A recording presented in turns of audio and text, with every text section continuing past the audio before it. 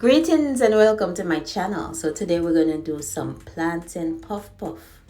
This sweet dough is derived from West Africa and this is how I made it. So first we're going to start off with some all-purpose flour. I'm going to put it into a sift and we're going to sift the flour to get to make sure it's nice and smooth. Then I have my plantain. Now this is not, it's best to use overripe plantain, but this is as ripe as I had it. So this is what I used. I cut it up and placed it in my blender and we're going to blend it. Now we're going to add a little bit of sugar to it because it's not super sweet and because it's not overripe. If it was overripe, you wouldn't put too much. A little bit of nutmeg, and I'm going to add some almond milk. Now I'm going to use about 5 tablespoons of almond milk, and I'm going to blend it up just enough to make sure that it blends out smoothly. Now we're going to add water to it, so we don't want to add too much liquid to the plantains in this process. So I'm just gonna add a little. Now this is my yeast. It's a quick rising yeast, so I didn't have to proof it. Add it to my flour with some pink salt. We're gonna mix that into the flour so it's fully incorporated, and then we're going to add our wet ingredients to it. Now I'm placing it into a larger bowl so I have enough room to mix and knead. This is the plantain. Now I'm going to just add it to the flour, and then we're going to gradually add the warm water. Make sure the water is warm, that way it will activate the yeast. So we're going to slowly add the water to the plantain and the flour, and we're going to use those arm muscles right now, and we're going to just knead it in very good. We're going to add it little by little to make sure that we get to the texture that we're trying to achieve here. So just like dumpling, like how you do fried dumpling, you just don't dump all the water in, you just add a little bit at a time, and that way you get the dough to a nice consistency.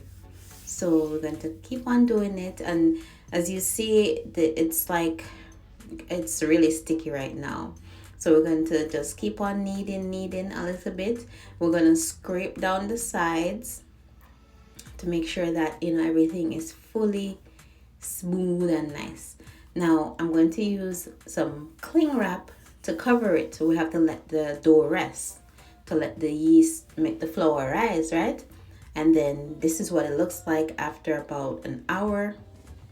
You could see the air pockets inside of the dough. So we need to get rid of those air pockets, right? So we're going to use our hands. You could even use a wooden spoon, but I use my hands. I'm trying to be as authentic as I possibly can right now. And then knead it until it's nice and smooth and all those air pockets are out. And then you have to make sure you have your oil nice and hot, like medium to high heat, and you put the dough in your hand and then you squeeze it into the hot oil. Now this oil is hot, but it's not as hot as it should have been. Normally you would see a little bit more bubbles, but it's fine. You don't want it to be like super hot and then it'll burn up your puff puff. So I put the dough inside of my hand, and then what I'm going to do is I'm going to just like squeeze it up between my thumb and my pointer finger, turn my hand over, and then drop it inside of the hot oil. And that's what I did for all of them. That's how you achieve that round puff puff shape. I'm using a skewer. You could use some chopsticks, and you have to make sure you constantly rotate the puff puff from side to side, because you want it to be cooked evenly, fried evenly on all sides. So you're gonna keep on just rolling and rolling and rolling to make sure that it's done properly. Right, so you see the color change from like tan to like a dark brown. That's what we're trying to achieve. Now I'm going to take it out. I'm going to put it on some paper towel to absorb some of the excess oil. That is important because we're deep frying.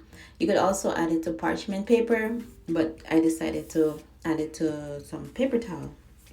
And then we're going to do this process for the rest of the dough until it's all of the dough is completely done.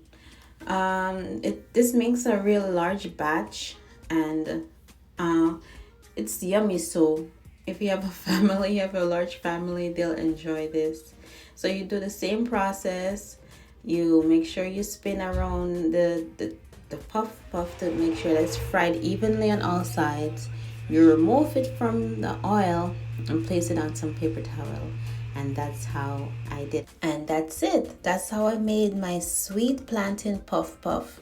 If you like plantains and you like sweet dough, this is the recipe for you.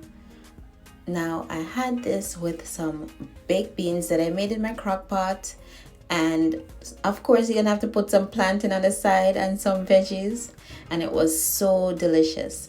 Please try the recipe. Let me know what you think.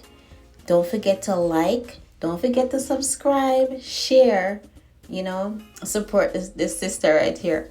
Okay? Thank you for watching. Have a blessed day.